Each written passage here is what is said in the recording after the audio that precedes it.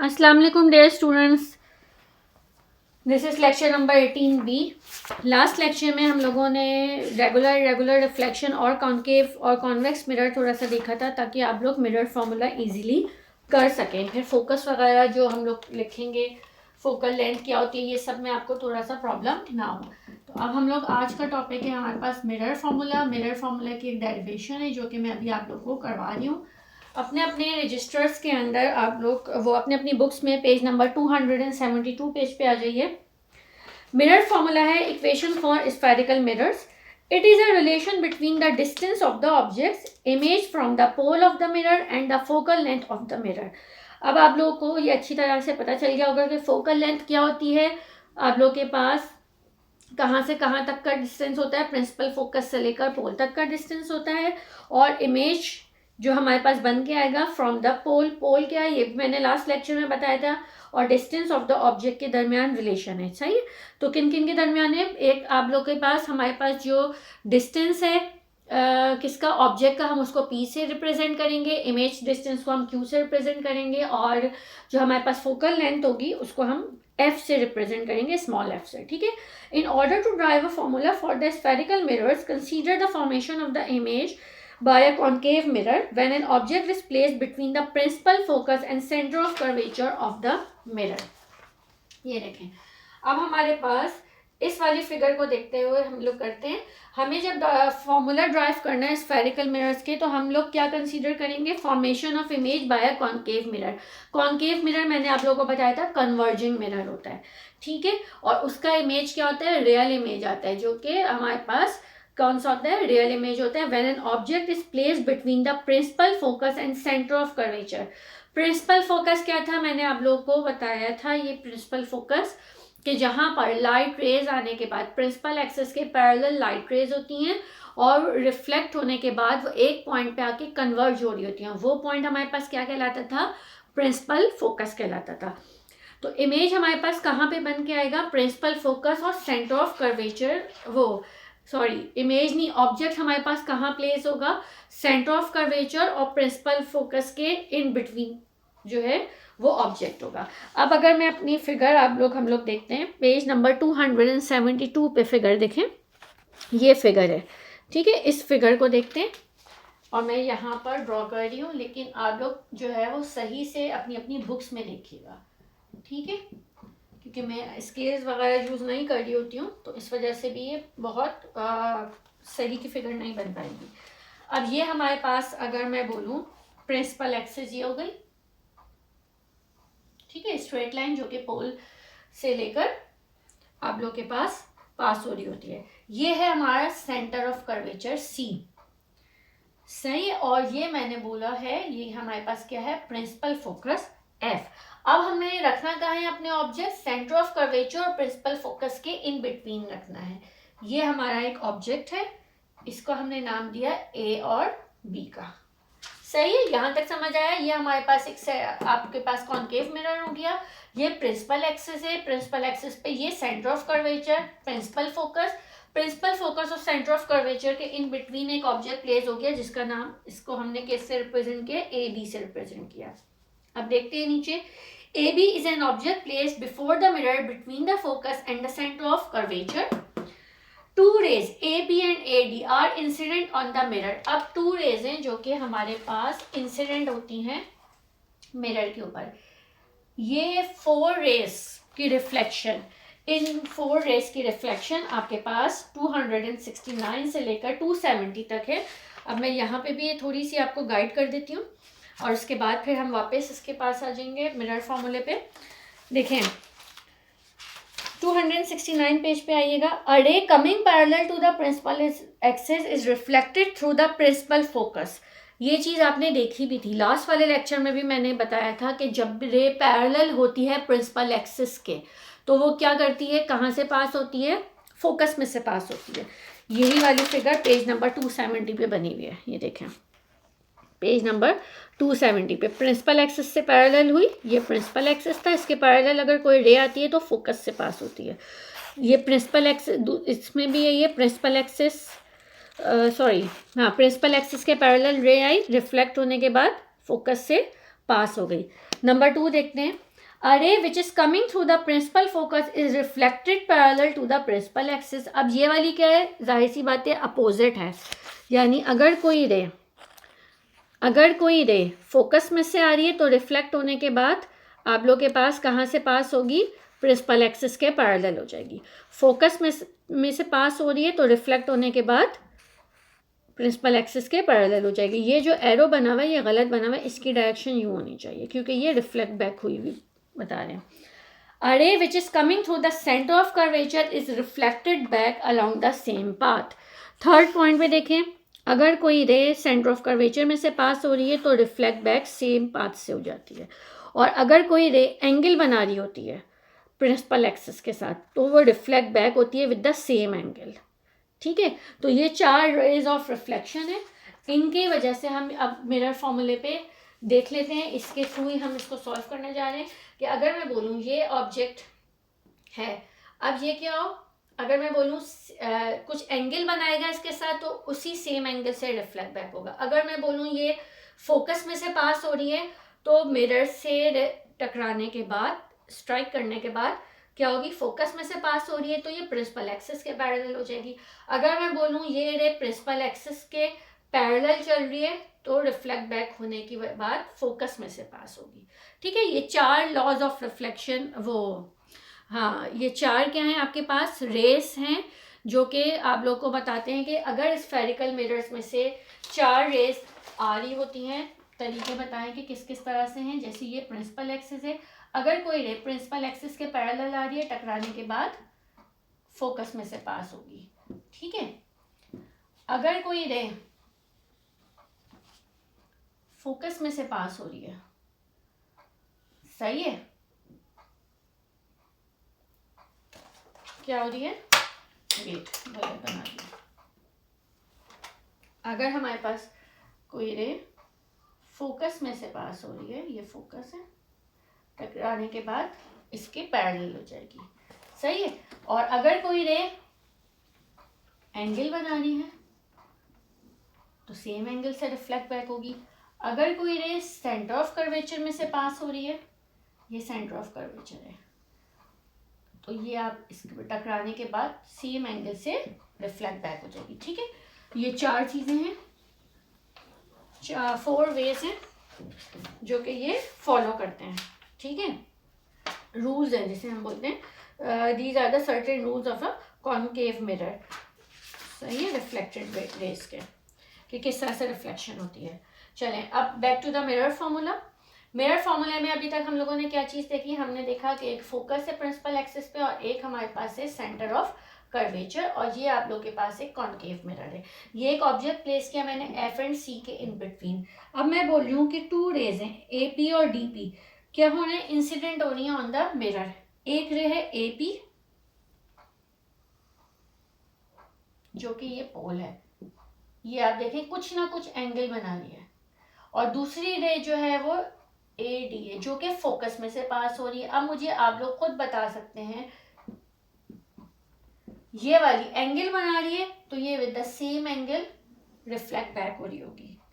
ठीक है, और ये वाली फोकस में से पास हो रही है तो ये क्या हो जाएगी, प्रिंसिपल एक्सिस के पैरेलल हो जाएगी. इस तरह से आपकी ये फिगर बनेगी. आपने सबसे पहले प्रिंसिपल एक्सिस बना लिया, फिर उसके ऊपर सी और एफ आपने बना लिया. एफ प्रिंसिपल फोकस था, सी सेंटर ऑफ कर्वेचर था, और इन दोनों के इन बिटवीन आपने अपना एक ऑब्जेक्ट प्लेस कर दिया. अब आपने देखा एक रे जो है वो कुछ एंगल बना रही है ए पी और उसका एंगल थीटा है. ठीक है, और वो रिफ्लेक्ट बैक हो जाएगी. दूसरी रे ए डी है जो कि प्रिंसिपल फोकस से पास हो रही है तो वो प्रिंसिपल एक्सिस के पैरेलल हो जाएगी. ray AP is reflected with the same angle along the direction PA obeying the law of reflection. ठीक है, अच्छा जी, ये हमारी फिगर बन गई है. अब हम लोग देखते हैं एज ट्राइंगल्स, हमारे पास ट्राइंगल्स बन के आ रहे हैं, A dash P B dash और A P B are similar. अब कौन कौन से हमारे पास ट्राइंगल्स हैं. ट्राइंगल बनाने से पहले मैं देखूं कि जहाँ पे ये दोनों मिल रहे हैं वो वाला पॉइंट हमारे पास क्या है, इमेज बना रहा है. ठीक है, अब वही है कि जब आप लोग प्रॉपर स्केल से बनाएंगे तो आप लोग के पास इमेज जो है वो सेंटर ऑफ कर्वेचर से दूर बन के आएगा.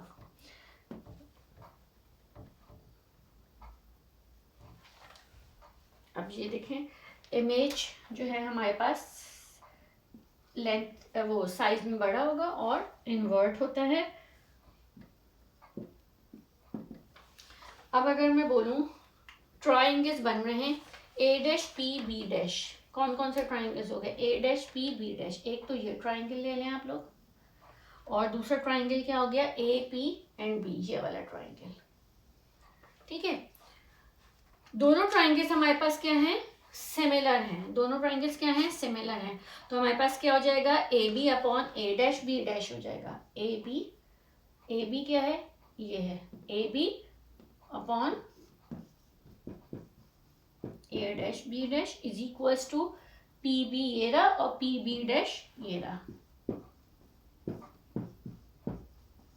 दोनों ट्राइंगल सेम है, तो A B upon A dash P dash, P B upon P B dash हो जाएगा। ठीक है, अच्छा ए बी क्या है, हाइट ऑफ ऑब्जेक्ट है, इसको मैं एच ओ बोल दूं, और ए डैश बी डैश क्या है, हाइट ऑफ इमेज है। ये आप लोग के पास क्या है, हाइट ऑफ ऑब्जेक्ट है, ये आपके पास क्या है, हाइट ऑफ इमेज है। तो मैं इसको क्या बोल दूं, क्या लिख सकती हूँ, height of object divided by height of image is equals to, अगर मैं देखूं आप लोगों को, मैंने बोला था अभी स्टार्टिंग में ही जब ये मिरर फॉर्मूला हमने स्टार्ट किया था कि इमेज डिस्टेंस और ऑब्जेक्ट डिस्टेंस, और ये अब देखें यहाँ से यहाँ तक का जो डिस्टेंस है वो मेरे पास क्या है, ऑब्जेक्ट का डिस्टेंस है। क्यों, क्योंकि यहाँ पर ऑब्जेक्ट प्लेस है और ये आपके पास है मिरर, मिरर से लेकर ऑब्जेक्ट का डिस्टेंस ये हो गया p। ठीक है, और ये आपके पास इमेज है, इमेज से लेकर यहाँ तक का डिस्टेंस आपके पास हो गया q, और ये आपके पास फोकल लेंथ है, यहाँ से यहाँ तक का डिस्टेंस हो गया f। ठीक है, अच्छा अब अगर आप लोगों ने pb लिया था, pb किसके बराबर है, p के बराबर है, pb किसके बराबर है, p के बराबर है, और आपके पास pb डैश किसके बराबर है, q के बराबर है। तो हमारे पास p अपॉन q आ गया। ठीक है, यहाँ तक सबको समझ आ रहा है, p अपॉन q किस तरह से है।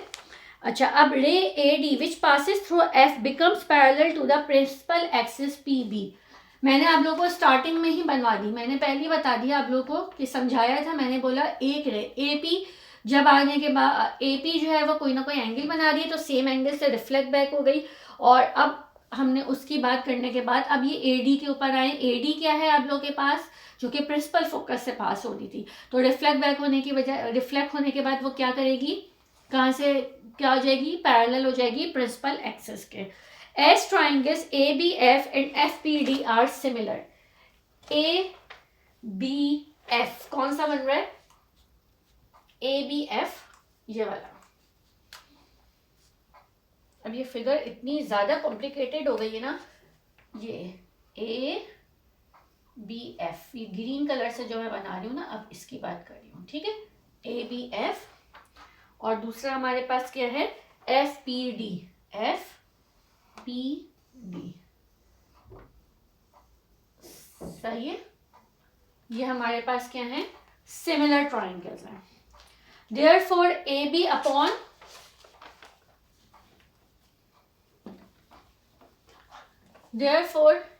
अपॉन जब ये दोनों सिमिलर हैं तो AB और DP आपस में क्या होंगे, इक्वल होंगे। ठीक है, AB अपॉन DP हो जाएंगे। P कर लीजिए, आपकी बुक में B लिखा हुआ है, इसको P लिखिए। ठीक है, अपनी अपनी बुक्स में करेक्शन कर लीजिएगा। BF is equal to, BF और FP क्या हो जाएंगे, आपस में इक्वल होंगे, BF और FP। आप लोगों ने एक चीज नोटिस की, ये मैंने BF के अपॉन करके लिख रही हूँ, मैं बोल रही हूँ BF और FP इक्वल है। भाई ये आप अगर इसको क्रॉस मल्टीप्लाई करके देख लें तो ये आपके पास यहाँ चला जाएगा, तो BF और FP क्या है, इक्वल होगा, या AB और DP आपके पास क्या होंगे, सिमिलर ट्राइंगल्स की वजह से इक्वल है। DP को मैं उधर लेके जाऊं तो वो क्या हो जाता है, इक्वल हो जाता है, क्रॉस मल्टीप्लाई कर लें तो। सही है, यहाँ तक सबको समझ आ रहा है। अच्छा, AB क्या था, हाइट ऑफ ऑब्जेक्ट है, आपकी बुक में ही देखें लिखा हुआ है। DP क्या है, A डैश B डैश है। DP क्या लिखा हुआ है, DP आपके पास ये है चीज़ है, DP अगर मैं देखूं तो हाइट ऑफ इमेज आ गया। ए बी तो आपको पता चल रहा है, ए बी क्या है, हाइट ऑफ ऑब्जेक्ट है। डी पी क्या है, ए डैश बी डैश है, जो कि किसके बराबर है, हाइट ऑफ इमेज के बराबर है। अच्छा, उसके अलावा एफ पी देखना है, एफ और पी, एफ से पी तक पी है, सॉरी एफ से पी तक एफ है, एफ से पी तक क्या है, एफ है, और बी और एफ क्या है भाई, बी एफ तो हमने कुछ लिखा ही नहीं है। इतना सा डिस्टेंस अगर मुझे निकालने को मैं बोलूँ तो मैं कैसे निकाल सकती हूँ, ये टोटल यहाँ से यहाँ तक क्या था, पी था, और अगर मैं इसमें से ये माइनस कर दूँ तो मुझे ये मिल जाएगा, यहाँ से यहाँ तक मुझे पता है पी है, यहाँ से यहाँ तक पी है, अगर मैं उसमें से f माइनस कर दूं तो ये क्या चीज़ आ जाएगी, p माइनस एफ आ जाएगा, ये क्या आ जाएगा, p माइनस एफ हो जाएगा। तो बी एफ किसके बराबर है, p माइनस एफ के बराबर है। तो अब हमारे पास जो ऊपर कुछ लिखा था वो हमारे पास बन गया,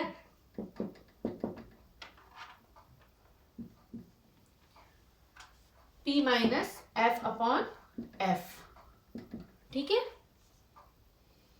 अच्छा, उसके अलावा हम लोगों ने पहले एक इक्वेशन निकाली थी, उसको आप इक्वेशन 1 का नाम दे दें। जो ये वाली आप लोगों ने स्टेप किया था, इसको आप लोग क्या करें, इसको 1 बोलते हैं, ठीक है। इस वाले को H not upon H I is equal to P upon Q, और इसको H not upon H I is equal to P minus F upon F को 2 का नाम दे दें। फर्स्ट इक्वेशन, ये 2 इक्वेशन, ठीक है। उसके बाद आप लोग लिखें कंपेयरिंग, उसके बाद क्या लिखेंगे, ये हमने 2 का नाम दे दिया, और ऊपर आपके पास एक थी H not upon H I is equal to P upon Q. बाकी सारे स्टेप्स वैसे ही लिखने, सिर्फ मैं यहाँ पर कंपेयरिंग वाली एक लाइन ऐड करवा रही हूँ, comparing equation 1 and 2 we get, ठीक है। जब हम इन दोनों को कंपेयर करते हैं, H not upon H I P upon Q के बराबर भी है, और ये इसके बराबर भी, जब इन दोनों को कंपेयर करेंगे तो हमारे पास क्या बन के आ रहा है, P upon Q is equal to P minus F upon F.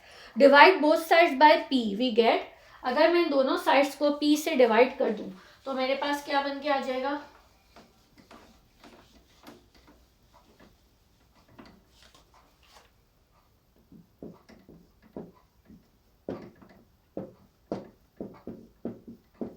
ये और ये तो डायरेक्ट कैंसिल, तो ये तो हो गया 1 अपॉन क्यू, सही है।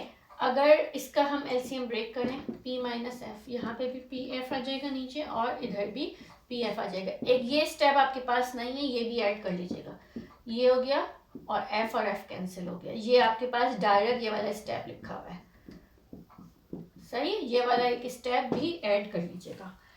अब आप लोग क्या करें, एफ को इधर ले जाएं तो आपके पास बन जाएगा 1 upon P plus 1 upon Q, सही है। एफ को सॉरी पी को इधर ले जाएं, क्योंकि एफ तो पॉजिटिव ही है ना, तो अगर मैं इसको पी को इधर ले जाती हूँ तो ये बन जाएगा 1 upon P plus 1 upon Q is equal to 1 upon F. ये आपके पास आ गया है मिरर फॉर्मूला, ठीक है। ड्राइव होने के बाद क्या हो गया है, this the above equation is known as the mirror equation और मिरर फॉर्मूला, ठीक है। क्लास आया समझ में, एज इट इज लिखना है, it is a relation between से लेकर एंड तक लिखना है, और इसके अंदर मैंने एक इक्वेशन नंबर 1 और नंबर 2 ऐड करवाया है, कंपेयरिंग वाली लाइन ऐड करवाई है, और बीच में एक और क्वेश्चन थोड़ा सा ऐड करवाया था, ठीक है। अच्छा, sign convention and magnification formula, ये मैं आप लोगों को करवा रही हूँ थोड़ा बहुत, क्योंकि ये हमारे पास न्यूमेरिकल्स में फिर यूज़ होगा, तो इस वजह से ये भी हमारे पास रिड्यूस में लिखा हुआ नहीं है, लेकिन हमारे पास न्यूमेरिकल्स में यूज़ होगा। In case of the spherical mirrors, virtual as well as real images are formed, which under certain conditions are diminished and under other conditions are magnified. Therefore, it is necessary to define a sign convention to distinguish between virtual image and the real image as well as enlarged and diminished images. मैंने अभी आप लोगों को थोड़ी देर पहले भी बताया था, कॉन्केव मिरर से जो इमेजेस बन के आते हैं वो कैसे होते हैं, रियल इमेजेस बन के आते हैं, क्योंकि कॉन्केव मिरर एक आपके पास क्या होता है, कन्वर्जिंग मिरर होता है, कन्वर्जिंग मिरर होता है। सिर्फ एक केस ऐसा होता है जिस वक्त कन्वर्जिंग वो कॉन्केव मिरर में वर्चुअल इमेज बन के आ जाता है। अच्छा, कॉन्वेक्स मिरर, दूसरा जो होता है कॉन्वेक्स मिरर होता है, वो डाइवर्जिंग मिरर होता है। कॉन्वेक्स मिरर से हमेशा वर्चुअल इमेजेस बन के आते हैं। कैसे इमेजेस बन के आते हैं, वर्चुअल इमेजेस बन के आते हैं। Number 1, all distances are measure from the pole of the mirror, हर डिस्टेंस हमने किससे मेजर करना है, पोल ऑफ द मिरर से। Number 2, distance of real objects images are taken as positive, distances हम कैसे लेंगे, रियल ऑब्जेक्ट्स के और इमेजेस के हमेशा पॉजिटिव लेंगे, यानी P अगर रियल हमारा इमेज बन के आ रहा है तो हम क्या बोलेंगे कि क्या है, पॉजिटिव है, ठीक है। और distances of virtual objects and images are taken as negative, ठीक है क्लास। इसमें कोई मसला आया समझ में? ये आप लोगों को 3 पॉइंट्स आप लोग साइन कन्वेंशन की हेडिंग डालेंगे और ये 3 पॉइंट 1 2 3 आप लोग अपने रजिस्टर्स में लिख लीजिएगा, क्योंकि ये आप लोग के पास अभी न्यूमेरिकल्स में सब चीज़ें यूज होंगी। Last one is magnification. Magnification क्या है, the ratio between the image height to the object height is called magnification. HO/HI मैंने आप लोग को करवाया भी है, ठीक है, HO/HI मैंने आप लोग को करवाया भी है, जो कि अभी हम लोगों ने इस वाली डेरिवेशन में किया है। अगर मैं height of image divided by height of object कर दूं, यानी HI/HO कर दूं, तो वो क्या कहलाता है, मैग्निफिकेशन कहलाता है, यानी M, ठीक है।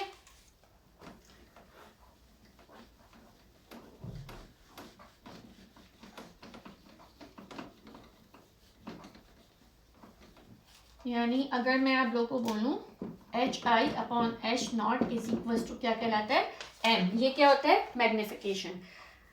M is equal to HI/H0 किसके बराबर होगा, Q/P के। क्यों, क्योंकि HO/HI आपने अभी मिरर फॉर्मूले में देखा था P/Q था। अगर मैंने इसका रेसिप्रोकल किया तो ऑब्वियसली इसका भी रेसिप्रोकल हो जाएगा। तो आप लोग मैग्निफिकेशन की डेफिनेशन लिखेंगे, the ratio between the image height to the object height is called magnification, और ये वाला फॉर्मूला लिख देंगे, ठीक है, यूजिंग दिस कन्वेंशन। ओके, यहाँ तक कोई मसला समझ आ रहा है? आप लोग का आज का जो काम है उसमें आपको मिरर फार्मूला लिखना है, मैग्निफिकेशन का वो मिरर फार्मूला की पूरी डेरिवेशन करनी है विथ फिगर, ठीक है, प्रॉपर फिगर बनाइएगा। और उसके अलावा साइन कन्वेंशंस के 3 पॉइंट्स लिखने हैं, मैग्निफिकेशन की डेफिनेशन लिखनी है, विथ फार्मूला लिखना है उसको। लिखा हुआ using these conventions as given above for an image form by a concave mirror when an object is placed at a distance greater than the focal length Q and P both are positive, ठीक है। अच्छा, ये वाली जो line है ये आप लोग किसके लिए मार्क कर लीजिए, ब्लैंक्स के लिए मार्क कर लीजिएगा। यूजेस ऑफ स्फेरिकल मिरर्स हमेशा आते हैं, लेकिन इस बार रिड्यूस सिलेबस में नहीं है, लेकिन मैंने आप लोग को स्फेरिकल मिरर्स स्टार्टिंग में पढ़ाया था और मैंने उसी वक्त बोला था यूजेस लिख लीजिएगा, लेकिन फिर मैंने बोला एंड में और ज़्यादा यूजेस हैं। अब ये वाले तो आप लोग एज इट इज लिखेंगे, और जो स्टार्टिंग में स्फेरिकल मिरर्स में मैंने आप लोग को यूजेस करवाए थे, अगर वो इससे डिफरेंट हैं जो भी पॉइंट्स, वो भी उसमें ऐड कर लीजिएगा, ठीक है। तो ये टॉपिक भी लिखेंगे। Number 1 is concave mirror is used in a microscope to illuminate the object. In a telescope, it is used to concentrate the parallel beams of light coming from distant stars. ये हमने पहले भी पढ़ा है, ठीक है, टेलीस्कोप वाला point. Number 2, concave mirrors are used by the doctors in ophthalmoscopes for the medical examination of ear, nose, throat and eyes. Number 3, concave mirrors are used in searchlights and spotlights. They are also used in the headlights of automobiles. ठीक है, 3 ये आप लोगों के पास लिखे हुए हैं, इसके अलावा जो है वो प्रीवियस वाले लेक्चर के अंदर से देख लीजिएगा, और ये यूजेस ऑफ स्फेरिकल मिरर्स भी करिएगा। तो ये चैप्टर हमारे पास कंप्लीट हो गया है। बीच बीच में से चीज़ें जो आप लोग के पास टॉपिक्स नहीं थे लेकिन वो कहीं ना कहीं यूज़ हो रहे थे, तो ऑलमोस्ट सारे ही टॉपिक्स मैंने इसके पढ़ा दिए। एक आध ही टॉपिक है जो शायद आपने नहीं पढ़ा है, सब टॉपिक्स जो हैं वो मैंने इसके कवर करवा दिए हैं, लेकिन लिखने के लिए सिर्फ वो टॉपिक्स बोले हैं जो कि आप लोग के पास किस में है, रिड्यूस सिलेबस के अकॉर्डिंग है, वो लिख लीजिएगा। तो आप लोग का होमवर्क ये है, मिरर फार्मूला की डेरिवेशन प्रॉपर सही की फिगर के साथ लिखिएगा, साइन कन्वेंशंस लिख लीजिएगा, मैग्निफिकेशन की डेफिनेशन लिख लीजिएगा विथ फार्मूला, और यूजेस ऑफ स्फेरिकल मिरर्स लिखिएगा, ठीक है क्लास। Thank you.